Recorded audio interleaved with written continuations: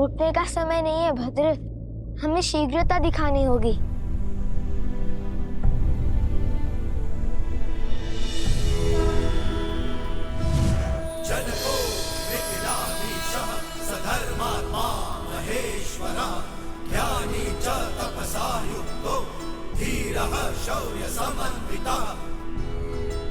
मकरासुर जैसे शक्तिशाली असुर को बिना दिव्यास्त्र के मारना असंभव है।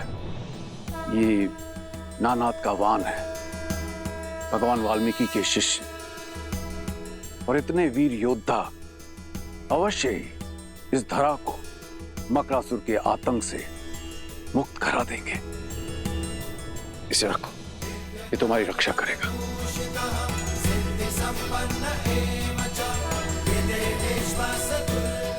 विजयी भव।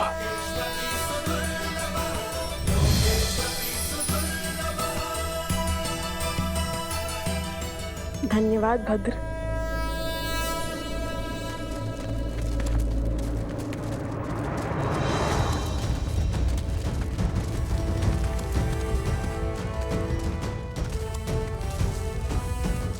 ये कौन है? ये मेरी सेना है। मिथिला की सेना? मैं मिथिला नरेश जनक हूं। माता सीता के पिता? अयोध्यापति राजा राम के ससुर।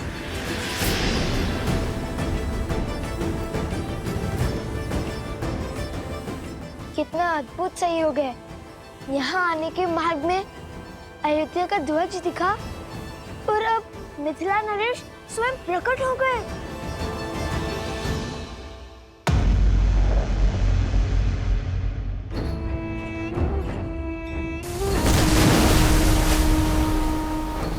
टूट गया बांध, टूट गया बांध। उठो, उठो मकरासुर, उठो।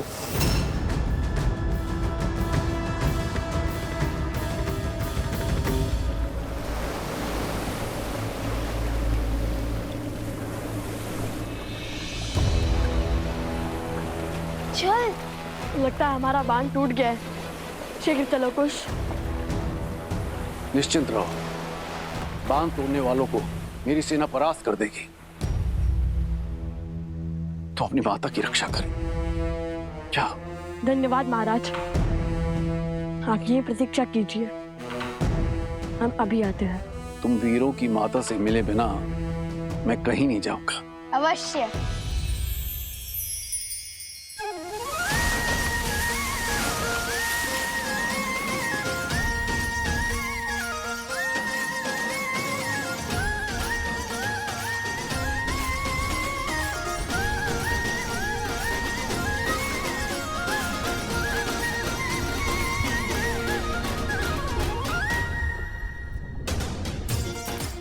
सज हो कुश। कुश तो सदा से सच रहने में विश्वास करता है भैया।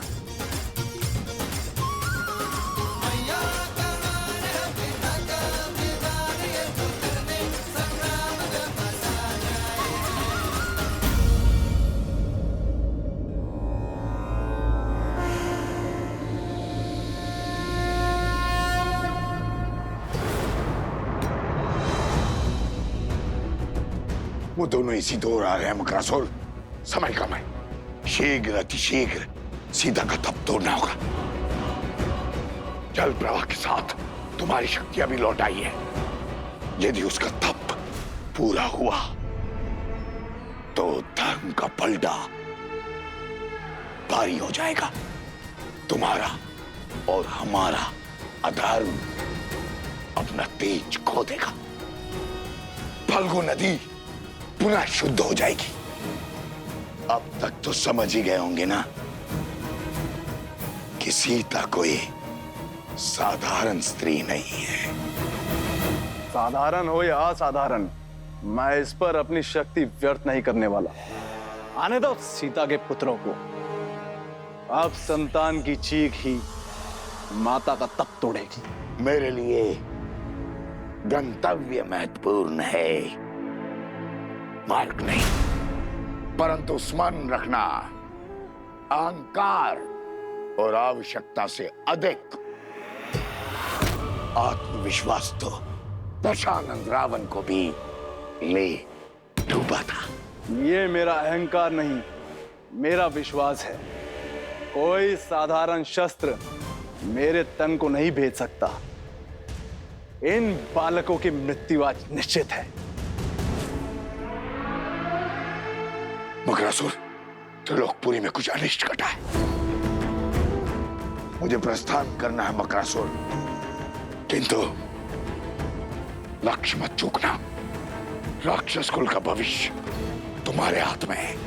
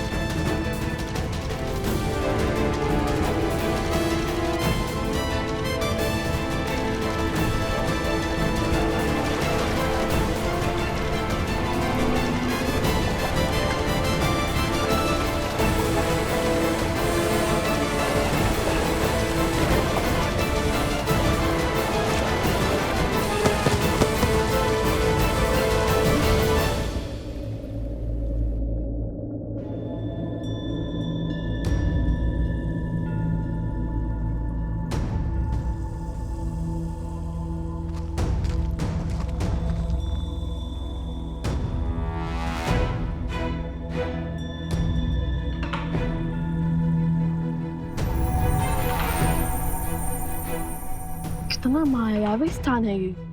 जहाँ देखो हीरे मोती रत्न चकमका रहे हैं। यहाँ वो मकरासुर इतने वैभव से जी रहा है और वहाँ ऊपर बेचारे गांव वाले दरिद्रता के दलदल में फंसे हैं। नीचे वाले भी धनवान हैं, बुद्धिमान नहीं। इतनी सरलता से महल का मार्ग खोज लिया हमने। आज इसके हर पाप का अंत करेंगे हम। देवी फल्गु को उनकी शुद्धता लौटाएंगे हम। बुद्धिहीन को तो फिर भी क्षमा किया जा सकता है, किंतु उसके साथ साथ अधर्म और अहंकार को भी। मुझे तो रावण पुत्र अक्षय कुमार का स्मरण हो गया। हमारी भांति हनुमान जी को भी उस अधर्मी का अंत करना पड़ा। आज तो नहीं छोड़ेंगे उस दुष्ट राक्षस को।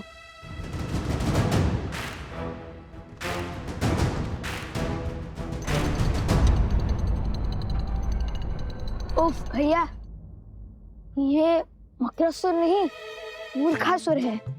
कम से कम द्वार तो बंद कर लेता। यदि इसे हमारे जैसे गुरु मिलते तो ज्ञान भी मिल जाता उसे। किसी को मूर्ख समझना अहंकार का भाव होता है कुश। इसे मन में मत आने दो। और यदि मकरासुर को हमारे जैसे गुरुवर का सानिध्य मिला होता तो फिर वो मकरासुर नहीं मकरदेव होता ना कुश। बात तो उचित कही भैया। चलो सावधान रहना कुश। यह हमारे शत्रुओं का बिछाया हुआ कोई जाल भी हो सकता है।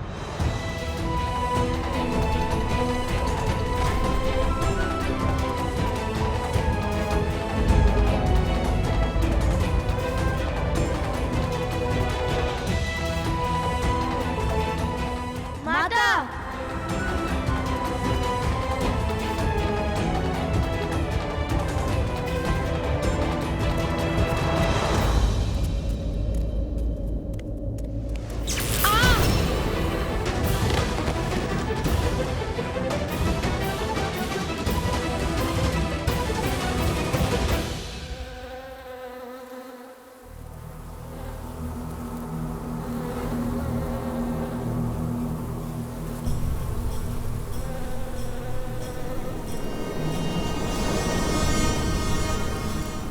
क्या समाचार लाया?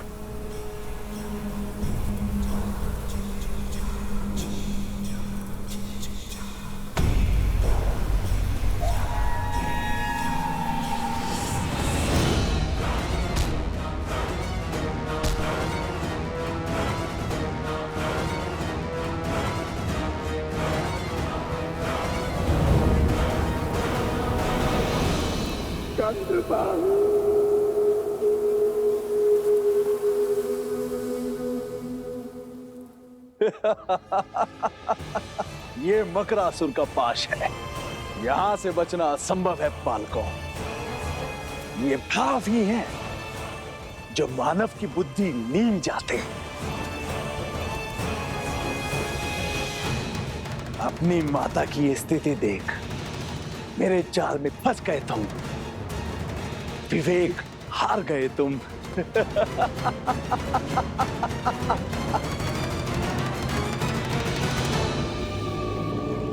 अब बताओ, मूर्ख कौन है, मैं या तुम?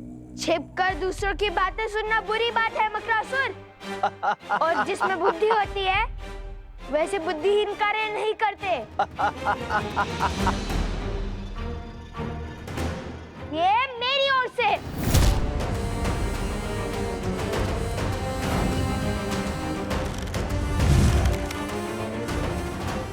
मूर्ख तुम हो, क्योंकि तुमने अधर्म का मार्ग चुना है। यदि बुद्धिमान होते तो अधर्म का मार्ग नहीं, श्री राम का नाम चुनते।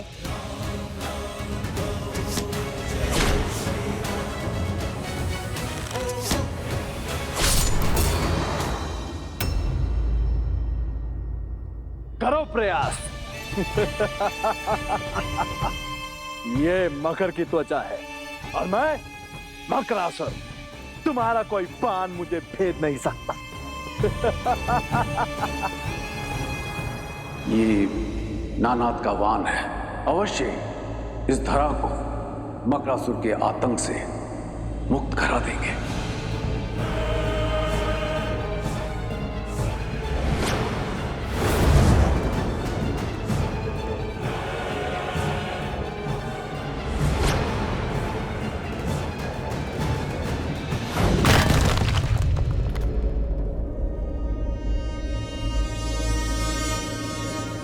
दिव्यास्त्र खोजो को श्रेणी कहीं होगा।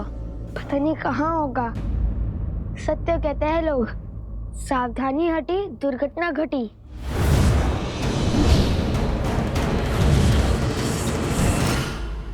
कोश क्या कर रहे हो? ठीक है, मानता हूँ, अब अधिक सावधान हूँ। ईक्षा मांगो, पग पड़ो मेरे, कदाचित दया दिखाकर छोड़ दूं तुम्हें, अन्यथा आज तुम्हारी मृत्यु निश्चित है।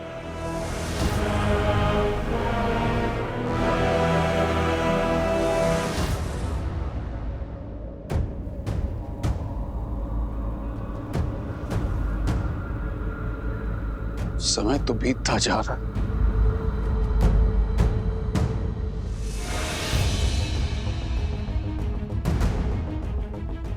भैया, वो रहा।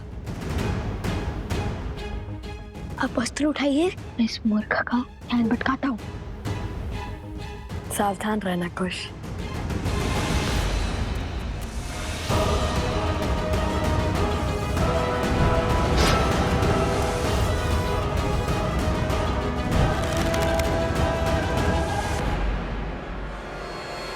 सावधान मकरासुर।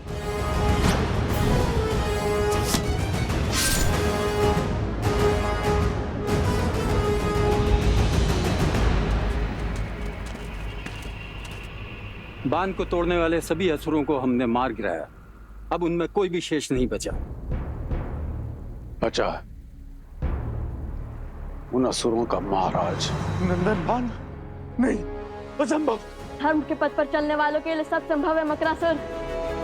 नियति हमेशा अधर्मी से अपना मुख मोड़ती है, सदा धर्म का साथ देती है, जैसे आज दे रही है। मकरासुर, ये बाण तो भेज सकता है ना तुम्हारा मकर त्वचा। मृत्यु के लिए सज्ज हो जाओ मकरासुर। बाण चलाइए भैया।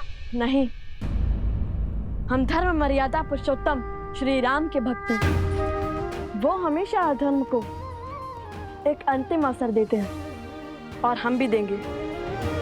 बोलो मकरासुर, क्या तुम क्षमा मांगकर अधर्म के पथ को छोड़कर धर्म के पथ को अपनाओगे? ये क्या कह रहे हैं भैया? श्री राम का अनुसरण कर रहा हूँ कि यदि वो यहाँ होते तो इस अधर्मी को सुधरने का अंतिम अवसर अवश्य देते। हाँ, देते तो सही। बोलो मक।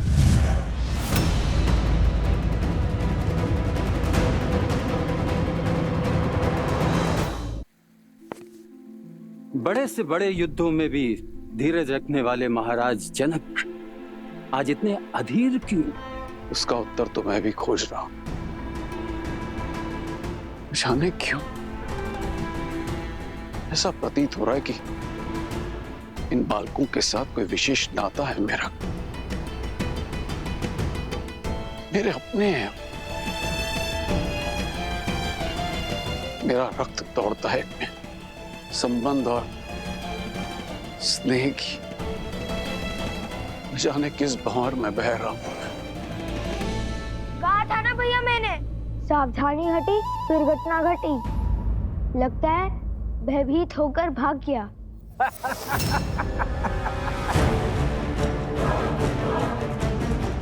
देख क्या रहे हो? चलाओ बाण, मारो मुझे। ये दिव्य अस्त्र अभीत है ना, तो मुझसे पहले इसे तुम्हारी माता के तन को छलनी करना होगा। दुष्ट! देखा भैया, दे दिए ना अवसर। अब साधिए लक्ष्य।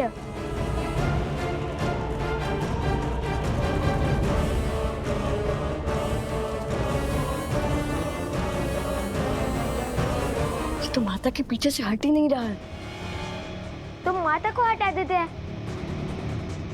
हटिए माता।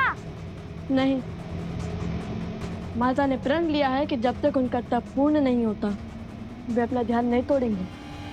उन्हें तो इस स्थिति का आभास तक नहीं होगा।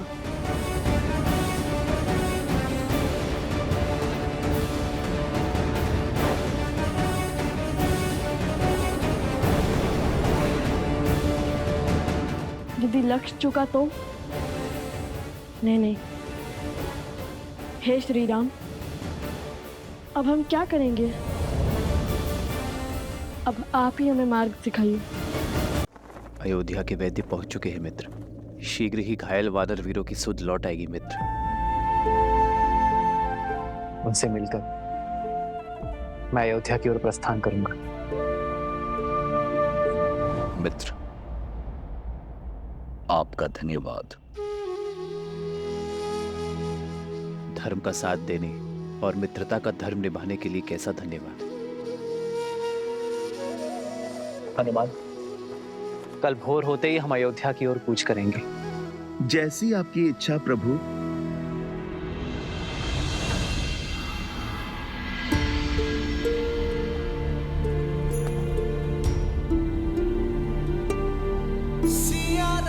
अयोध्या पहुंचते ही मैं राज्य का सारा भार भरत को सौंप दूंगा। फिर अपने महाराज की आज्ञा और धर्म की बेड़ियों से बंधा भरत अपनी पत्नी के साथ राष्ट्र की उन्नति के लिए अश्वमेध यज्ञ करवाएगा। मैं राजभार से मुक्त होकर अपनी सीता को खोजूंगा। अयोध्या पहुंचते ही मैं राज्य का सारा भार भरत को सौंप दूंगा। फिर अपने महाराज की आज्ञा और धर्म की बेड़ियों से बंधा भरत अपनी पत्नी के साथ राष्ट्र की उन्नति के लिए अश्वमेध यज्ञ करवाएगा।